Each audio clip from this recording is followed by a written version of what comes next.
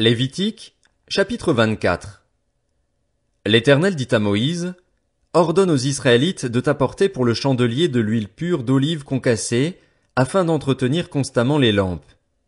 C'est devant le voile qui cache le témoignage, dans la tente de la rencontre, qu'Aaron la préparera, pour que les lampes brûlent constamment, du soir au matin, en présence de l'Éternel.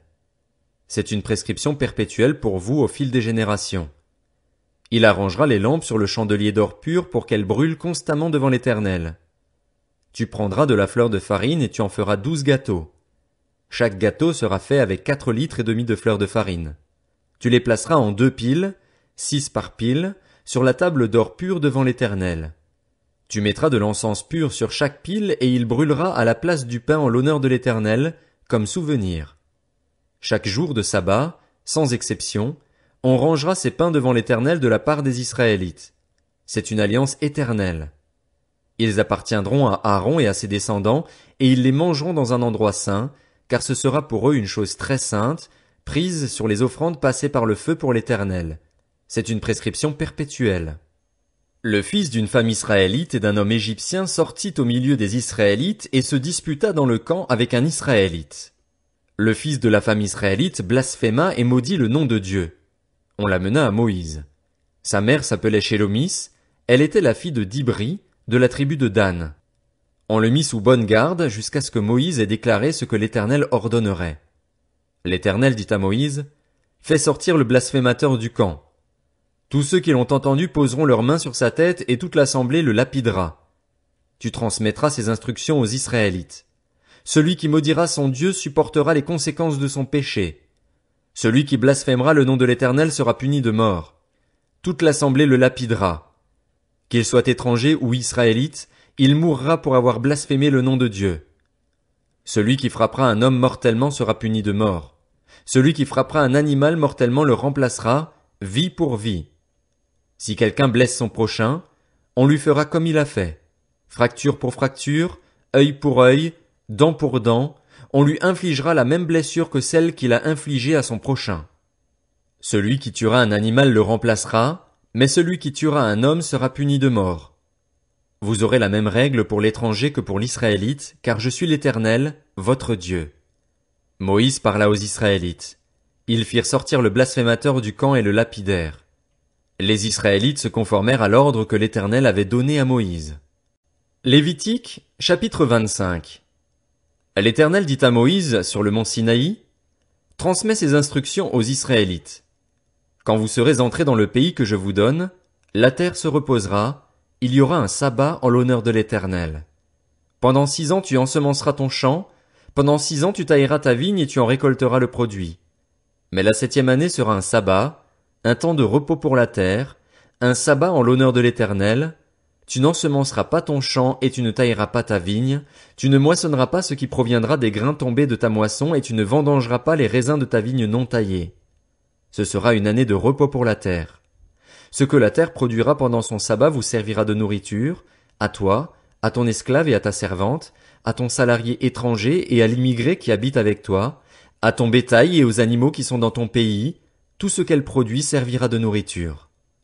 Tu compteras 7 années sabbatiques, 7 fois 7 ans, c'est-à-dire 49 ans. Le 10e jour du 7e mois, tu feras retentir les sons éclatants de la trompette. Le jour des expiations, vous sonnerez de la trompette dans tout votre pays. Vous ferez de cette 50e année une année sainte, vous proclamerez la liberté dans le pays pour tous ses habitants. Ce sera pour vous le jubilé. Chacun de vous retournera dans sa propriété et dans son clan. La 50e année sera pour vous le jubilé, vous ne sèmerez pas, vous ne moissonnerez pas ce que les champs produiront d'eux-mêmes et vous ne vendangerez pas la vigne non taillée, car c'est le jubilé. Vous le considérerez comme saint. Vous mangerez le produit de vos champs. Dans cette année de jubilé, chacun de vous retournera dans sa propriété. Si vous vendez ou achetez un terrain à votre prochain, qu'aucun de vous ne lèse son frère. Tu l'achèteras à ton prochain en comptant les années depuis le jubilé, et il te le vendra en comptant les années de récolte. Plus il y aura d'années de récolte, plus haut tu fixeras le prix, et moins il y aura d'années, plus bas tu le fixeras, car c'est le nombre des récoltes qu'il te vend. Aucun de vous ne lèsera son prochain, et tu craindras ton Dieu, car je suis l'Éternel, votre Dieu. Mettez mes prescriptions en pratique, respectez et mettez en pratique mes règles, vous habiterez ainsi en sécurité dans le pays. Le pays donnera ses fruits, vous mangerez à satiété et vous y habiterez en sécurité.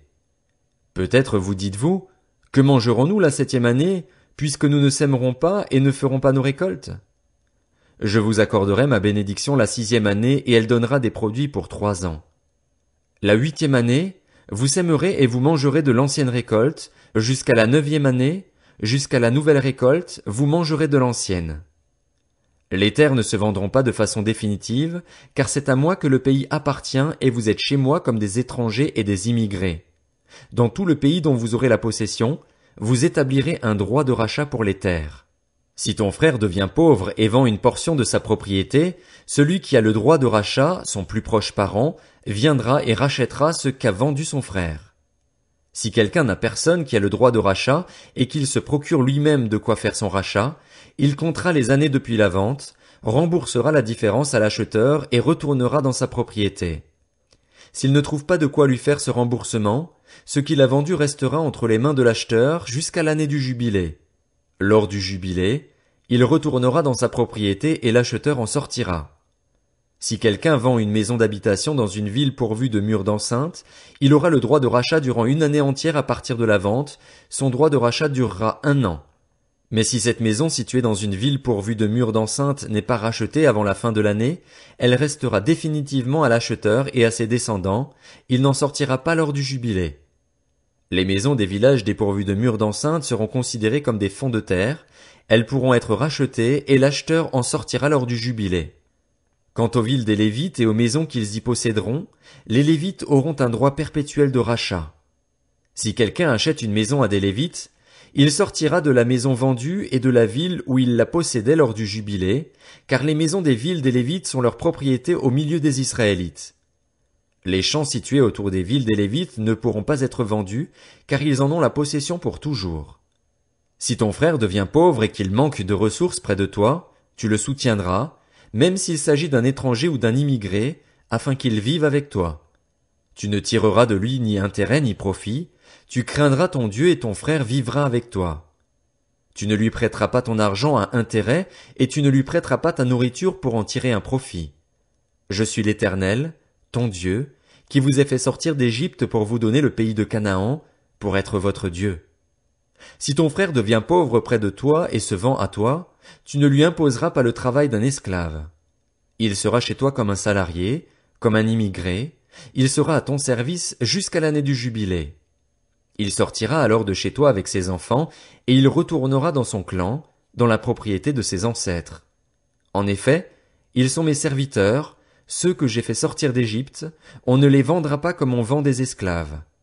Tu ne domineras pas sur lui avec dureté, et tu craindras ton Dieu. C'est parmi les nations qui vous entourent que tu prendras le serviteur et la servante qui t'appartiendront, c'est d'elles que vous achèterez le serviteur et la servante. Vous pourrez aussi en acheter parmi les enfants des immigrés en séjour chez toi, ainsi que parmi les familles auxquelles ils donneront naissance dans votre pays, et ils seront votre propriété. Vous les laisserez en héritage à vos enfants après vous comme une propriété, vous les garderez comme esclaves pour toujours. Mais en ce qui concerne vos frères, les Israélites, aucun de vous ne dominera avec dureté sur son frère. Si un étranger ou un immigré devient riche et que ton frère devienne pauvre près de lui et se vende à l'étranger immigré chez toi, ou à quelqu'un de la famille de l'étranger, il y aura pour lui le droit de rachat, après qu'il se sera vendu, un de ses frères pourra le racheter.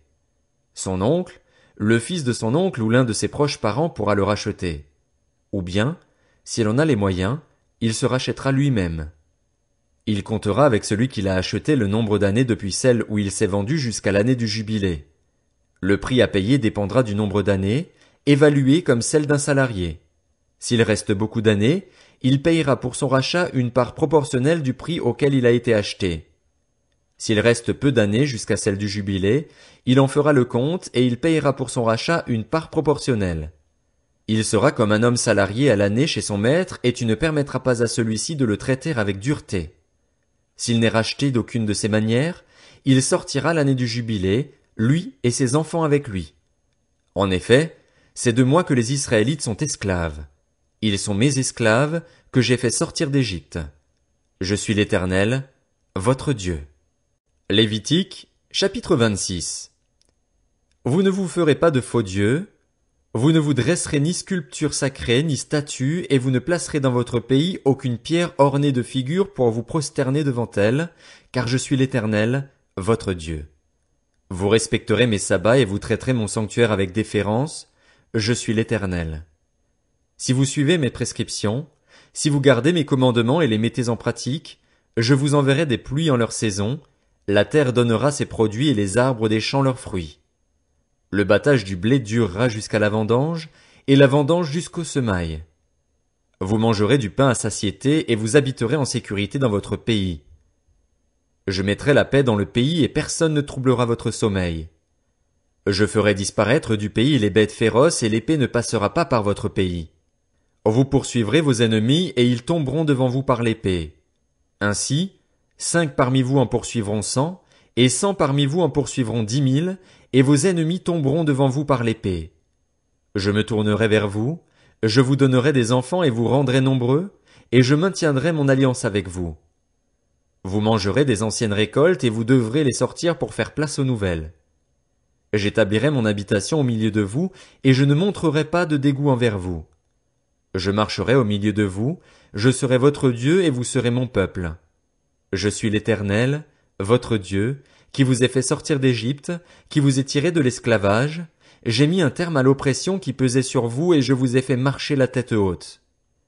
Mais si vous ne m'écoutez pas et ne mettez pas tous ces commandements en pratique, si vous méprisez mes prescriptions et si vous montrez du dégoût envers mes règles au point de ne pas mettre tous mes commandements en pratique et de rompre mon alliance, voici alors ce que je vous ferai. J'enverrai sur vous la terreur, le dépérissement et la fièvre qui épuisent le regard et rongent la vie. Vous sèmerez vos semences pour rien, ce sont vos ennemis qui les mangeront. Je me tournerai contre vous et vous serez battus devant vos ennemis. Ceux qui vous détestent domineront sur vous et vous fuirez sans même que l'on vous poursuive.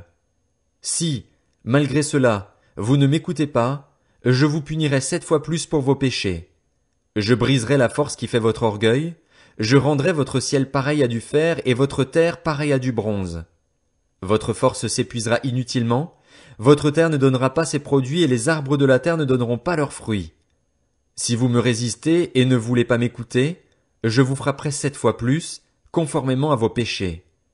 J'enverrai contre vous les animaux sauvages, ils vous priveront de vos enfants, détruiront votre bétail et vous réduiront à un petit nombre, si bien que vos chemins seront déserts. Si, malgré cela, vous ne vous laissez pas corriger par moi et me résistez, je vous résisterai aussi et je vous frapperai encore 7 fois plus pour vos péchés. Je ferai venir contre vous l'épée chargée de venger l'alliance. Quand vous vous rassemblerez dans vos villes, j'enverrai la peste au milieu de vous et vous serez livrés aux mains de l'ennemi. Lorsque je vous priverai de pain, 10 femmes cuiront votre pain dans un seul four et le rapporteront par ration. Vous mangerez et vous ne serez pas rassasiés.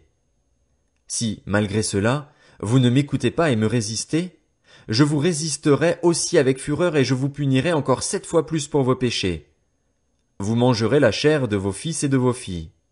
Je détruirai vos hauts lieux, j'abattrai vos statues consacrées au soleil, je mettrai vos cadavres sur les cadavres de vos idoles et je montrerai du dégoût envers vous.